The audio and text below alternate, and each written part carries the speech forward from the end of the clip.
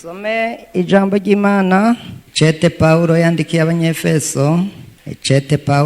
Abanyefeso gatandatu kuri 10 avuga ngo ibisigaye muremesherezwe mu mwami wacu no mu bushobozi bwiwe bwinshi, mwambara ibigwanishwa byose by'Imana kugira ngo mushobore guhagarara mudatsinzwe n'ubugunge bwa wa mugwanizi, kuko abo tunigana atari inyama n'amaraso, ariko tunigana n'abakuru n'abafise ububasha n'abaganzi y'isi y'umwiza n'impwemu mbi z'ahantu hahehe.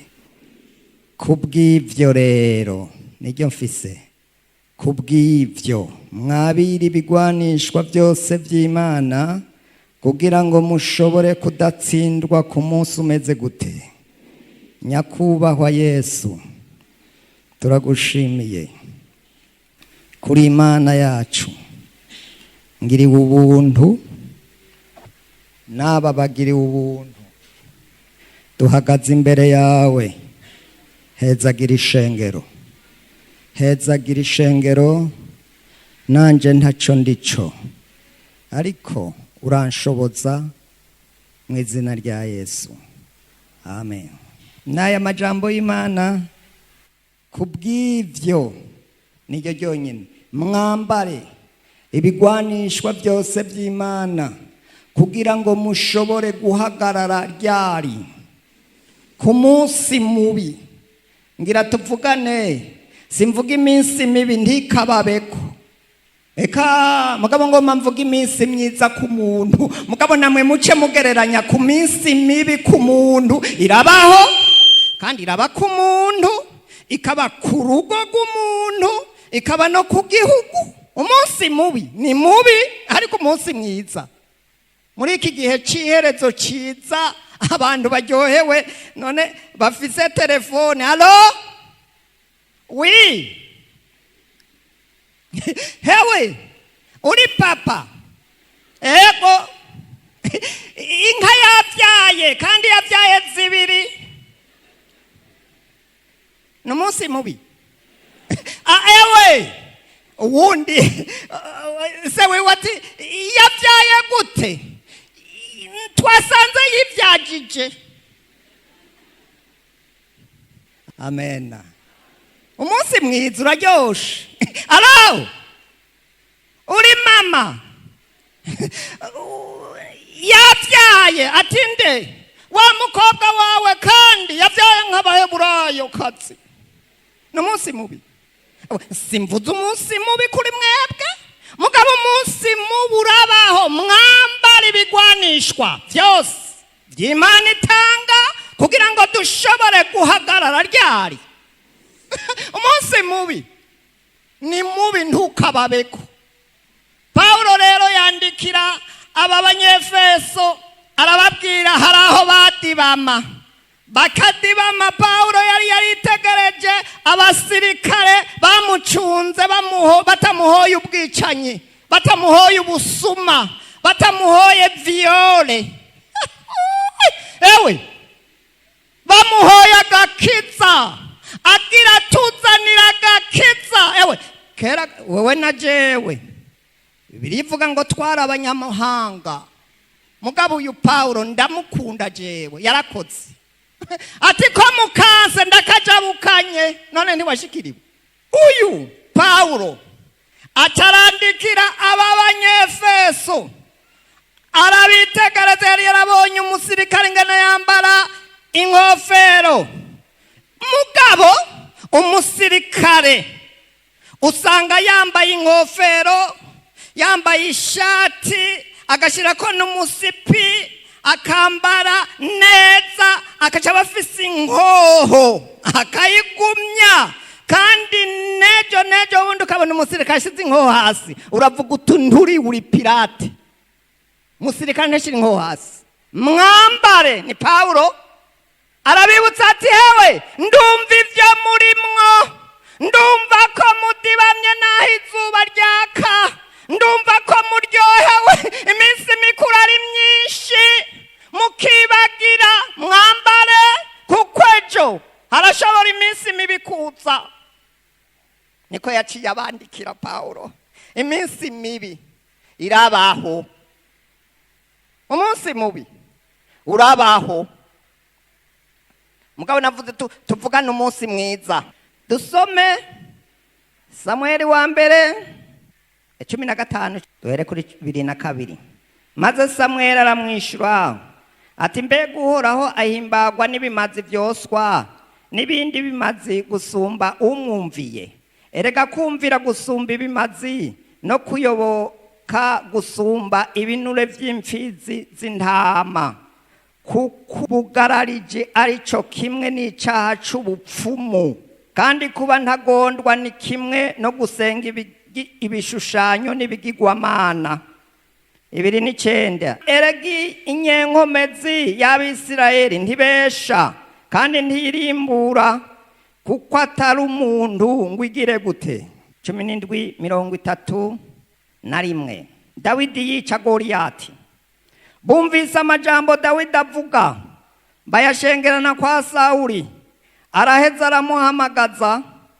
Dawidi ashitse abarira Sawuli ati, ntihagire uwo urandura umutima, jewe umusavyi wawe ndagiye kugwana n'uwo Mufilisitiya. Sawuli yishura Dawidi ati, ntiwoshobora kuja akugwanya uwo Mufilisitiya kuko ukiri umwana. Ariko we yamenyereye iki? Kugwana uhereye akiri muto. Dawidi atakwa aravuga ati, Uhoraho yagiye andokora mu nzira z'intambwe no mu zidubu, arandokora no mu maboko y'uwo Mufilisitiya. Nuko Dawidi abarira Sawuli ati, nugende, Uhoraho abane nawe. Maze Sawuli yambika Dawidi imyambaro yiwe, amwambika n'inkofero y'umuringa mu mutwe n'umwinjiro w'ivyuma. Dawidi araheza ahagatira inkota yiwe hejuru y'iyo myambaro, agerageza gutambuka ngo arabe, kuko atabimenyereye. Maze abarira Sawuli ati, nshobora kubijana kuko ntabimenyereye. Nuko Dawidi aravyiyambura. Dawidi yishura uwo Mufilisitiya ati, uje kungwanya ufise inkota n'icumu n'agakobero, ariko jewe nje kukugwanya mu izina ry'Uhoraho nyene ingabo, Imana y'ingabo z'Abisirayeli wacokoye. Uyu munsi Uhoraho arakugabuye mu maboko yanje, ngira ngwice nguce izosi, kandi imivyimba y'ingabo z'Abafilisitiya ndayigaburira ibisiga vyo mw'ikirere n'ibikoko vyo mw'ishamba, kugira ngo isi yose imenye ko mu Bisirayeli hari iki. N'aya majambo y'Imana mwambare ibigwanishwa byose by'Imana, akugira mushobore guhagarara mudatsinzwe.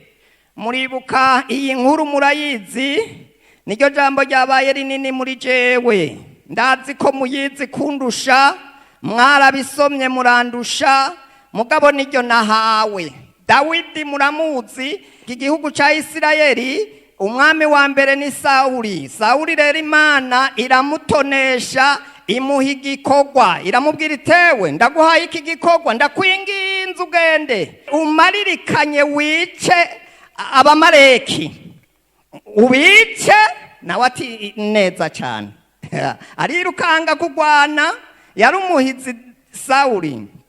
Aragwana, araheza aragaruka. Hanyuma rero mwijoro akiri ko aragwana, ariko arayobora intama n'impene n'imikuku n'ingurube n'ubukwavu. Imana irababara. Ikigenda iyo Samweli ari yamwimikishije amavuta, iti ndicujije. Tiwicujije iki? Ndicujije ico natumye nimika Sawuli ngo abe umwami. Samweli rero yamwimikishije amavuta, arababa, aravuga ngo akesha ijoro ababaye. Hanyuma Imana iramubwira ngo genda umubwire uti kutumviye, wewe kutumviye. Imana yari yaragutonesheje ntiwumvire, ukanka kumvira, ukanka gukora ivy'Imana yakubariye, ukaja imbere y'ikoraniro ry'Abisirayeli, Imana yarakubujije, umubwira iti nawe yanse kuba ku ngoma, arasinya n'ukuri. Imana iteye ubwoba. Samweli ati ntusubire no kuvuga, fata ihembe, irukanga, banza wirukange muhure kuhaye uvuga, gende muhure. Ariruka. Bibiliya ivuga Sawuli abonye Samweli aca aravugishwa ngo icyo Imana yantumye nagikoze. Samweli aramwitegereza, yari afise amaso y'imbwemu, amaso y'umuherezi, akibona. Ati hewe uvuze ngo iki? None ubwo rwantaga numva n'ugwiki. Uraza abantu ingene twisigura ati uru ni bariya ziriya ngabo zagombye kuzana. Ati yowe uwo mwami yitwa Agagi we nibiki? Ati hewe ko wanse kumvira Imana muri iki gihe gisuku yagutumye. Yari Sawuli, nawe yanse kuba ku ngoma, aca arigira. Hagiye aca mufata impuzu kiratabuka. Ati urantabuye agahuzu, hewe ubwami bwawe nawe buratabutse. Aca arigira. Niko yaciye, ni Bibiliya bivuga. Tamubwira ati hewe Samwe, genda i Betelehemu kwa Isayi, hariho umuhungu jewe umutima wanje washimye. Haleluya. Jewe umutima wanje washimye. Riruka. Mugabo naho ngenda aranyica. Naho umuntu n'ubwoba. Muze twambare. Iki gihe nitutambara ibigwanishwa tuzokwambura agahuzu Yesu. Mwambare umenye uhaye uraja, naje uyo mpaye ndaja, ni mwijuru. Kandi mwijuru ni kugatwe kiwanje, nawe tujana, na wewe naho ari gugu, naho tubandana, ni kugatwe ka muntu. Se wiwe ngo arabahamagara abahungu biwe bose uko ari ndwi, uwundi ntiyanamenyekana. Samweli ashitse kwa Sawuli, kwa Isayi, abona bashama, abona baba kuru ba gisirikare. Ati naba, arahamagara ati ngo wambere araza, agira ngo ahenge kihemba. Uhora wati Samwe, jewe sindaba nk'abantu. Wakabiri baramuzana bose ngo ndwi, ashiraho nakatibutswe. Bibiliya ivuga ngo Samweli aramubaza ati hewe naba abahungu bawe? Ati nabo. Ati naba mugabo. Wumva uwo yarazwe. Mugabo harakari ku ntama, ntiturya ntitunywa, atagize gute. Haleluya. Aha baraturindiriye, baramuzana, baramushikana, akitamaje mu rugo.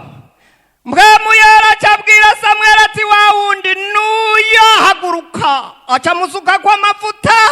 Mpwemu w'Imana ngo aca subira mu ntama arigira. Iki gihe rero twasomye niho ngomba guhagarara. Ewe hari iminsi myiza ku muntu. Bariruka ku rugamba.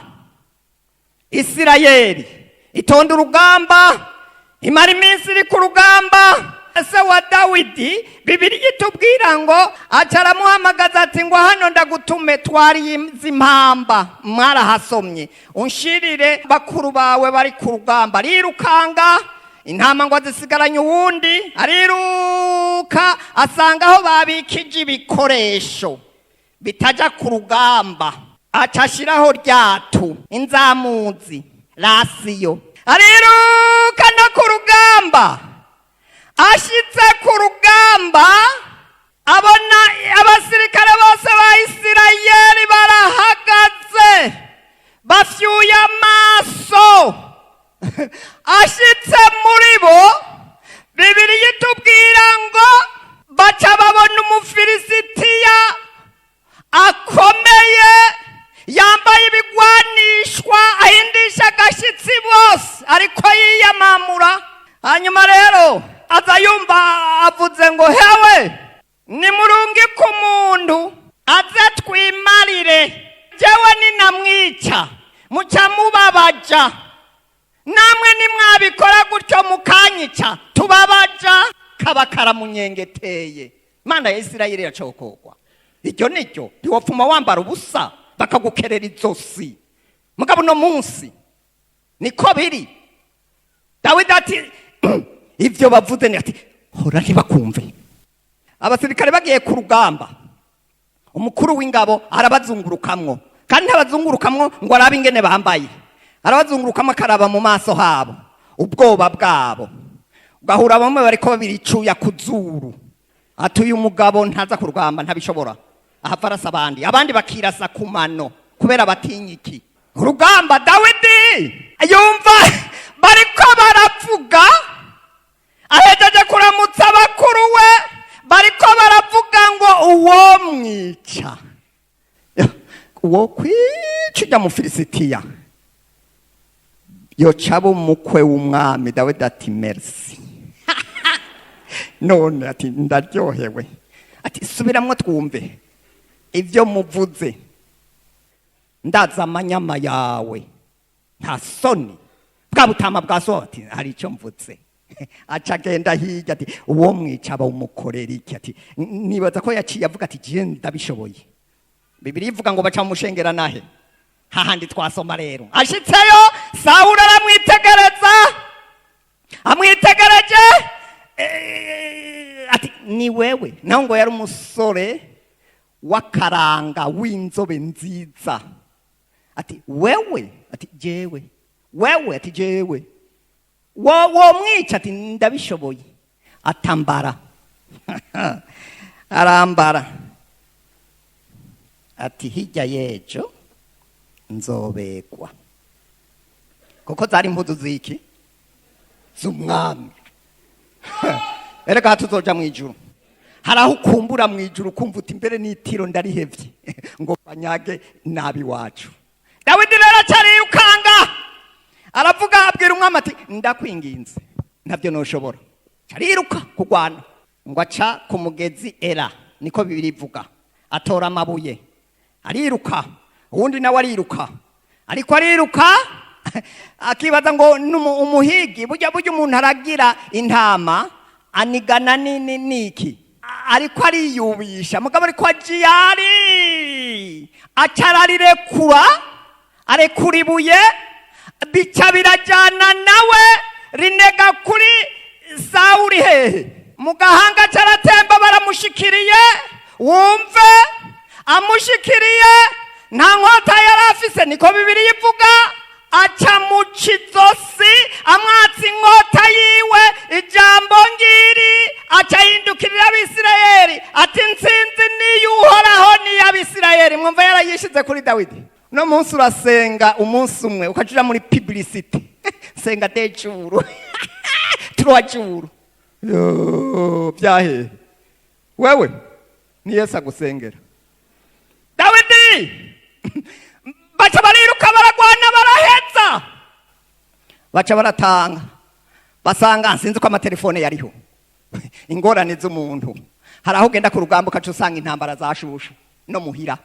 Bashitse ku kirimba ngo Dawidi yishiki, Dawidi yishindiri, Sawuli yishiki, ishari yishindiri. Abagore b'abasirikare batera ikorasi, urindiho mana, urindiho mana. Arayitera, barayitabiriza, bayitabiriza bavuga ngo Dawidi yishindiri, Dawidi yishindiri, Sawuli yishagahumbi, Sawuli yishagahumbi. Nivyo sawa, ngo acamugirira iki? Shari. Dawidi mugabo yari yambaye iki? Ibigwanishwa. Umve Dawidi ntimwumva ko yari akomeye. Dawidi yari akomeye, yari yambaye ibigwanishwa byose by'Imana itanga, kandi yari umusirikare. Samweli wa kabiri 15 wumvirize kuri 13. Bukeye haza intumwa kuri Dawidi iravuga iti imitima y'Abisirayeli yaroye kuri Abusalomu. Maze Dawidi abarira abantu biwe bose bari kumwe nawe i Yerusalemu ati nimuve hasi tugire gute? Duhunge, kuko tudahunze atanumwe muri twebwe yomukira. Nimwihute tugende, ntacye aduhambya akadukorera ibara, umugwa akagira gute? 23. Igihugu cyose kirarira kiraboroga, abantu bose bakiriko barajabuka. Umwami nawe acarajabuka uwo mugezi Gidironi. Nuko abantu bose niko kujabuka, bagenda batumbereye inzira ija hehe? Mu bugaragwa. 30. Maze Dawidi atangura kuduga umusozi Elayono, aduga araririmba, aduga ararira ingenda, yitwikiriye mu mutwe, atambaye inkweto. Kandi abantu bose bari kumwe nawe bitwikiriye mu mitwe, baduga baragira gute? Barira ingenda. 16:5. Shimeyi atuka Dawidi. Maze umwami Dawidi ashitsi Baruhimu, hasokoroka umuntu wo mu muryango wa Sawuli yitwa Shimeyi mwene Gera. Agenda aramutuka inzira yose, agenda aratera umwami Dawidi amabuye n'abantu biwe bose. Kandi abantu bose n'abahizi bose bari bamuhagatiye iburyo n'ibumoso. Kuniko Shimeyi yagenda amutuka ati genda urakagenda, wamwicanyiwe, wamugesera we, uhora hagushubije ku mutwe amaraso yose y'abantu ba Sawuli, uwo wishize mu gishingo ciwe ukiyimika. None uhoraho agabiye Abusalomu umuhungu wawe ubwo bwami. Awa, ubuyobe bwawe buragukoze, kuko uri umwicanyi. Maze Abishayi umwana wa Seruwiya abaza umwami atariko niki gitumye tureka uwo muvyimba w'imbwa akagenda aragutukaga mwami wanje nyene ingoma? Hinge njabuke ndamuca izosi. Umwami aramwishura ati dusangiye ikiga yemwe bana ba Seruwiya? Niyabantutse uhoraho ari we amubariye ati tuka Dawidi, hari uwoshobora kumubuza? Ati vyo ubitewe niki? Mbere Dawidi abarira Abishayi n'abahungu biwe bose n'abantu biwe bose ati ku mwana wanje nikuriye mu nda arondera agatwe kanje, mbega urya mu Benyamini we nagize gute? Nguyo rero Dawidi bamye baririmba bahayagiza. Umunsi mubugize gute? Uyu yari Abusalomu umuhungu wiwe agomba ngo yamagenda ku irembo atangira baje gushengera, akaca batwara umutima atahumuje ngaha, erega ntawo guca imanza ariko cariruka ajanye ingabo, ashitsayo acariyimika. Kandi harya umuvyeyi araza abana inza ishavu, hariho umwana w'ishavu utuma kaca jingitwa, hariho umwana atekereje, hariho umwana kwemerera ko agiye ntagende ukabamenya. Uyu Dawidi aramenya ko uyu muhungu wiwe ari umuntu w'inzigo mbi. Abyumvise acakoranya ab'i Yerusalemu bose ati tekera aratumara. Icyanyoheye abantu bose mugwa barahunga umunsi mubi. Umwami ariko arahunga, birababaje, hewe birababaje. Ariruka ngo arajabuka uyu mugezi Gidironi yambaye ibirato, agenda aratwenga. Umunsi mubi urashika ku bantu b'Imana. Mugabo Dawidi naramukunze, uyu Shimeyi amushikiriye ariko aramwambika ibara. Dawidi aravuga ati ntibikunda. Nimutekereze uja kumwicira iki nimba uhoraho ari wabitweye? umuntu arashobora kuja mu mageragezwa mugabo akaca avuga ngo nintuze yanteje indi nta kibaho uhora watakizi. Haleluya. Amageragezwa arabaho, mwambare ibigwanishwa, mwambare. Dawidi aduga umusozi ariko ararira, yari umuhitsi, yumva igihugu kiratewe, ntiyahagarara ngo yambare inkomezi, aduga ararira. Hariho umukobwa yakundana n'Imana, uwo mukobwa yitwa Sisiriya. Mu myaka yaheze abandi urunganwe rwiwe rurarongorwa ruraheza, Sisiriya urunganwe rwiwe ruragenda, urundi ruragenda, urundi ruragenda. Basaza we bate pasitori, wugaye urusengero. Ati nagugaye. We uri pasitori mukuru kwishuri, we ntukiri na mwarimu. Nyina ati uwo niwe umunsi mubi urabaho. Nawe yari yarasenze, Sisiriya yari yarasenze Imana. Ati je ndafise Imana nizeye, nintarongorwa nzoja mwijuru. Uwo Sisiriya imyaka irahera, bati wugaye urusengero. Yihereje amashuri y'14 mugabo akundana n'Imana, atangura kugira umugambi wo gusengera urugo. Imana iti reka sigaho ndamuguhaye. Nawe ati amina.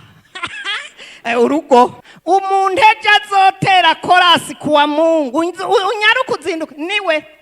Nawe ati naho hari haba bari bahejeje nyuma yiwe yarabatsi uwo muhungu. Ati compa ngo nintutse. Arazinduka mu gatondo, azindutse Imana iramutabara. Korale ya kabiri niyo yatanguye gutangwa. Ewe abakozi b'Imana hari aho bagira ibanga. Aca ati korale ya kabiri, nawe nyamuhungu yicaye imbere nkaha kwa ntuze yicaye. Ati Mana yoba anje none urumva yasenze mugabo yishuwe, mpwemu yera yamugendeye mwijoro. Ati ndamuguhaye. Baza babona Sisiriya arahagurutse, nitwamara kwambuka Yorodani ntuzaye wa musore muri we. Ati mw'izina rya Yesu. Atanguye kuvuma ijwi ry'Imana abasha n'ukuri, mw'izina rya Yesu, mw'izina rya Yesu. Hanyuma rero yantumye ngo twambare ibigwanishwa byose by'iki. Aca wa muhungu icuya kirabira. Ati natewe n'abadayimoni. Aca arapfumbuka nyamuhungu ikorasi. Sisiriya nawe ariko arayitera. Wa muhungu aritahiye. Ati naratewe n'abadayimoni. Aratasha. Imana iti taha mugabo turafatana pe.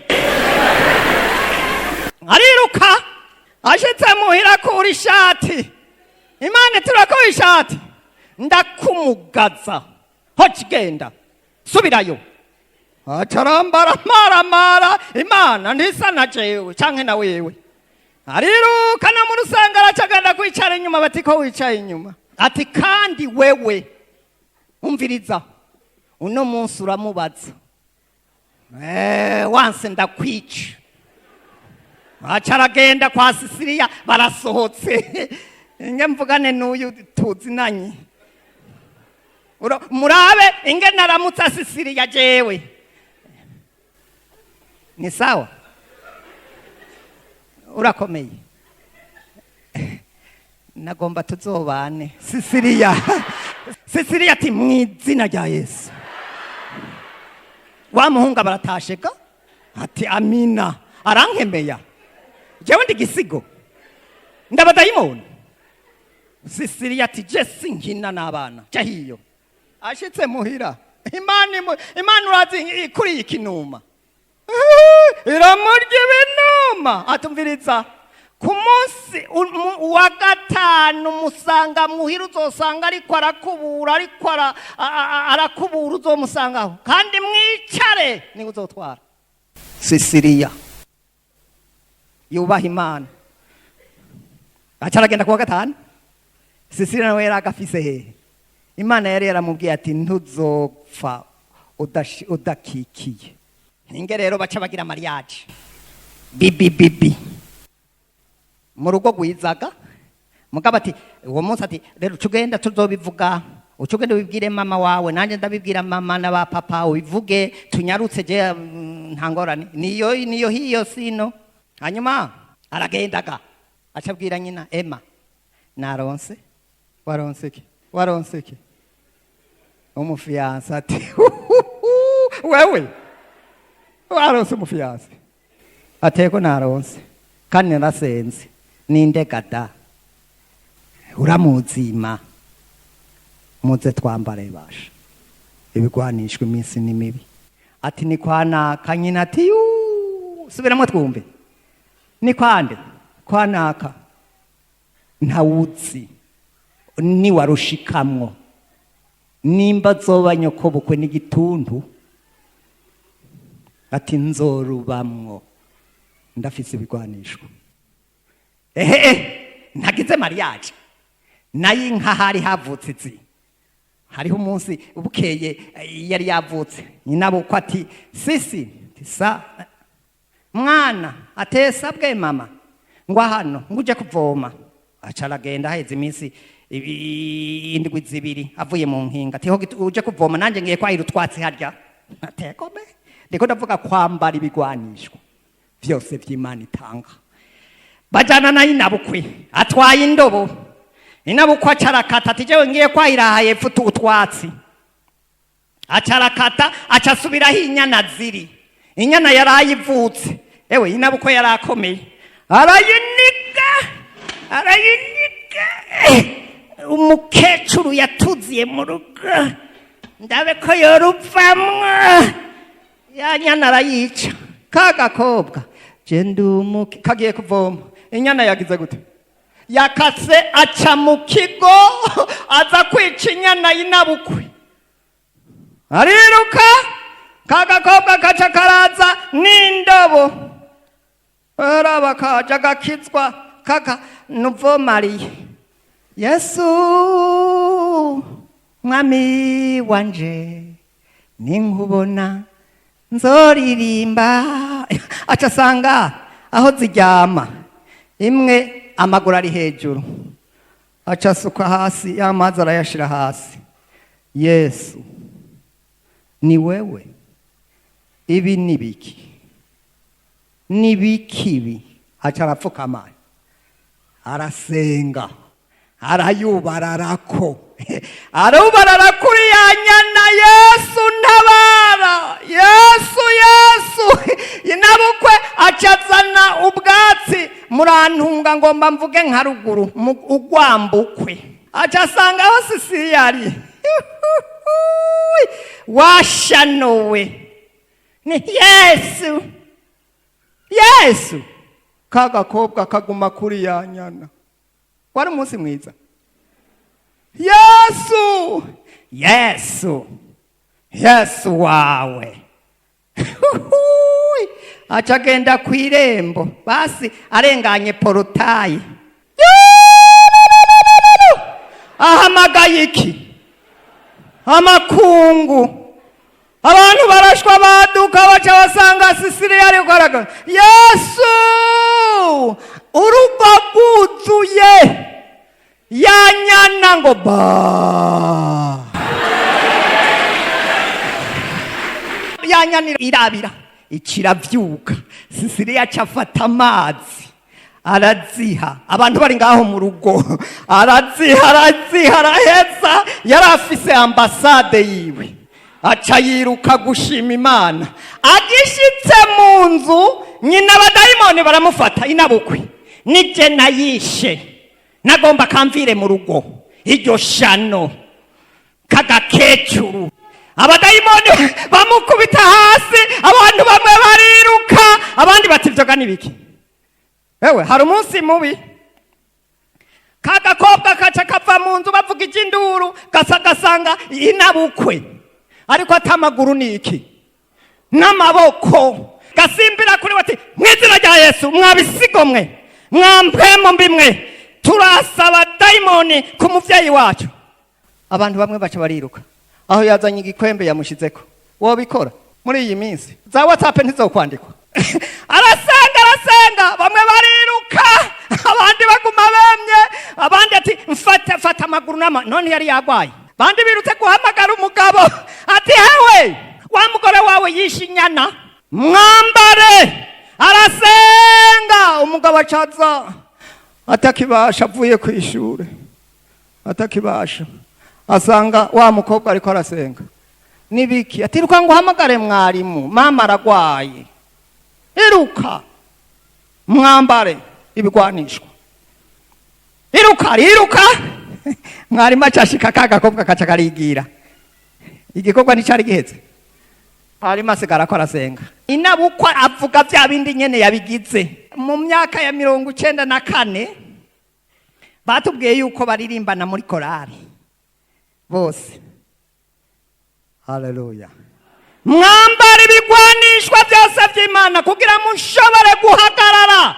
Mwambare. Iminsi ni mibi, n'iminsi ya kijambere agakiza mwapirase.